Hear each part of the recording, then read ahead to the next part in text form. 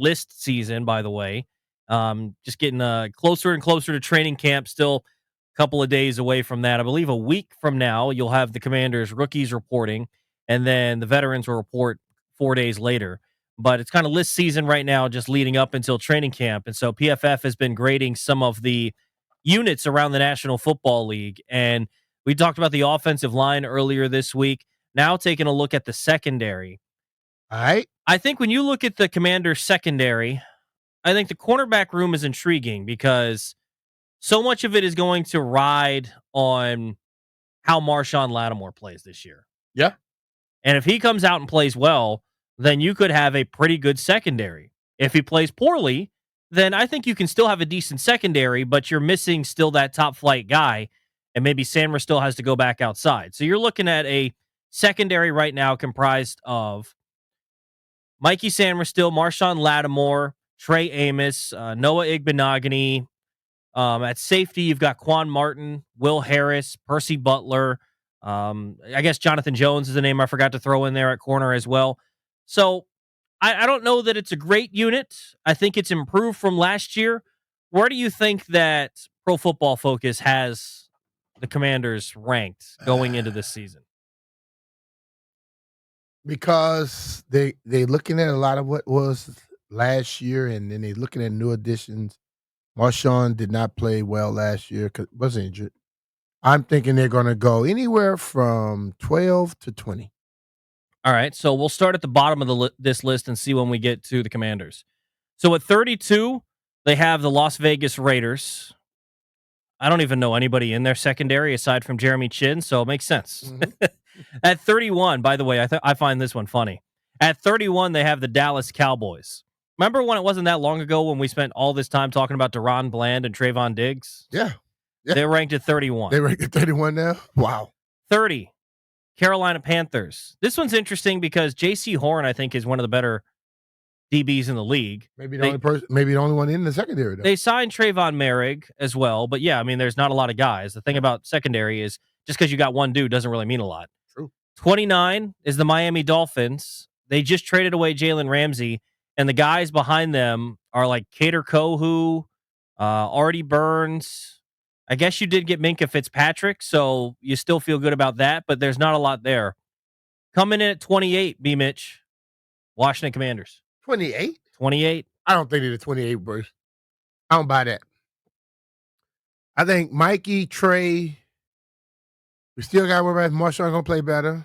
I think Igbenogany, nah, that's not a 28 rank. So I think if you throw in the safeties with this, there's an uncertainty at the strong safety position, I'd say. Because you feel good about Quan Martin as a free safety. I wouldn't say he's top flight, but he gives you, I would say, average to above average play there. So that's fine. Mm-hmm.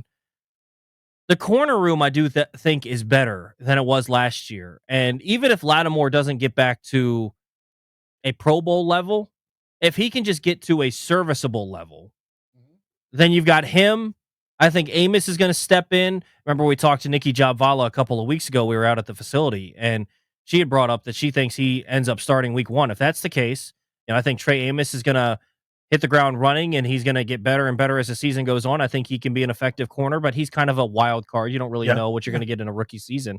Sainristil, if he's back in the slot, I think he's an absolute demon. I think he's good on the outside, but I think he can be an absolute game wrecker inside in the nickel.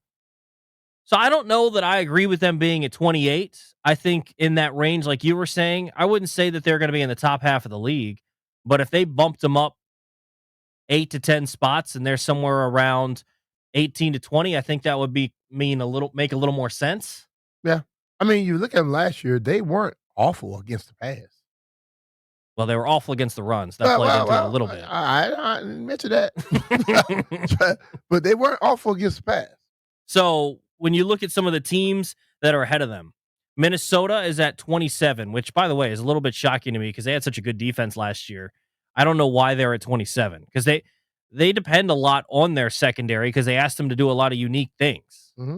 Like they're running all sorts of different coverages that you don't see anyone else really sort of run. Yep. So I don't know if I agree with that. 26 is the Cardinals.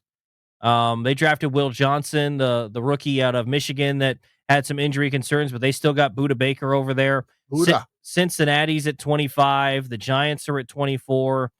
Just a couple more. 23 is San Francisco. 22 is Tampa Bay. But I don't know that I fully agree with them being ranked all the way down there. Nah, I don't buy it. But do you have concerns with their secondary going into the season? So something that I think that they did this offseason, which I'd be interested to see. I don't know that they've released their defensive line rankings.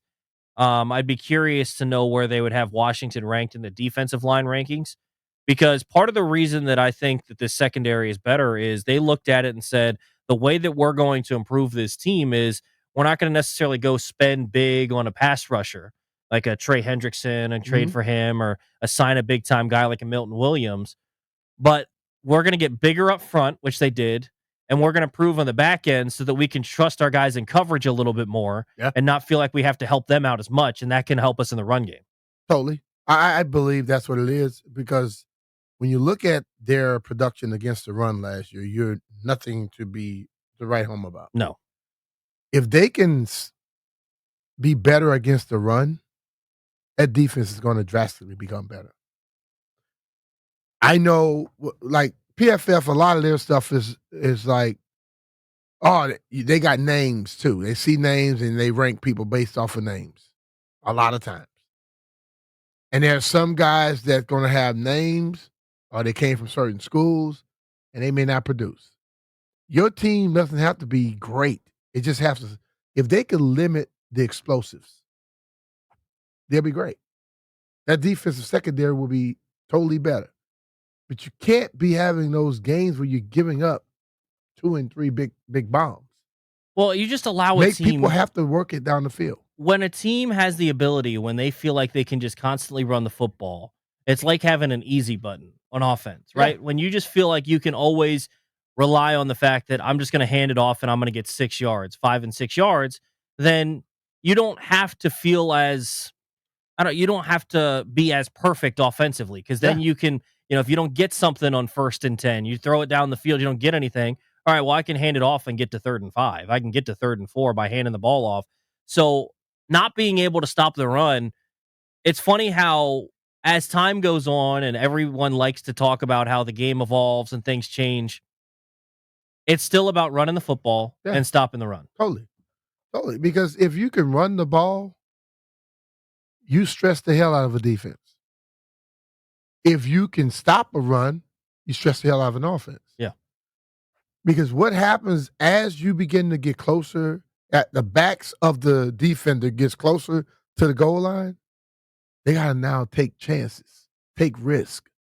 And that's where big plays come from. So if you just throw the ball all the time, you're going to be the one having problems, because instead of going 3rd and short, you're 3rd and long, teams can really dial it up and come at you. Because everybody know about the amount of time before you have to let the ball go. And they begin to do that. But if you can run the ball and you get that thing to 3rd and short, and like Washington was last year, 4th and short, where they put Jade in a position, he can run it, he can hand it to somebody, or he can throw it, you can't make the right decision. When he would come out on the edge, you would see those defensive backs.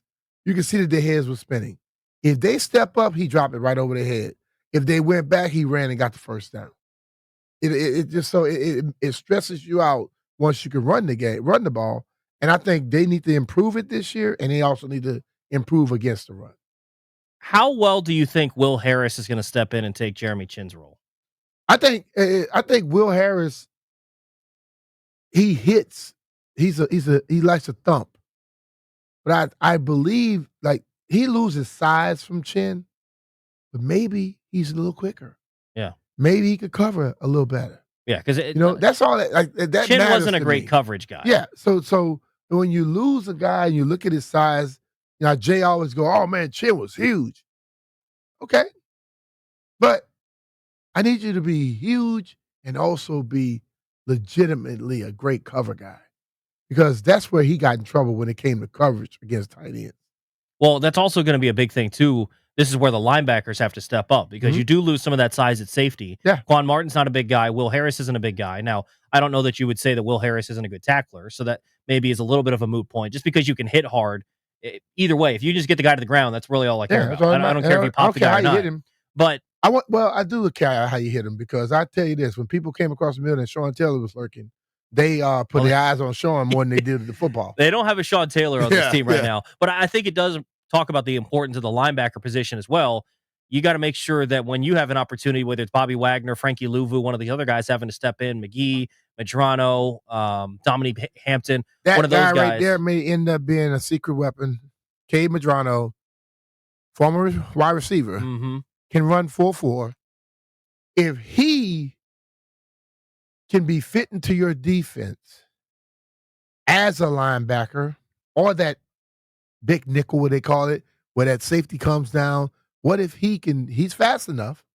If he has the ability to run with those tight ends and all, he might be a guy to do a lot of things for you this year. Which, by the way, is why I like this draft class because we've talked about all of their day 3 picks. Mhm. Jalen Lane, Yeah. Kane Medrano, Ja'Cory Krosky-Merritt, Yeah. and every one of those guys, maybe they're just nothing. Maybe it's just a day 3 pick that they have to develop, but every one of them, when you talk about them, like, man, they got some potential Yeah, and they yeah. could really, really help They out. have stuff that makes you excited about what their capabilities or possibilities could be.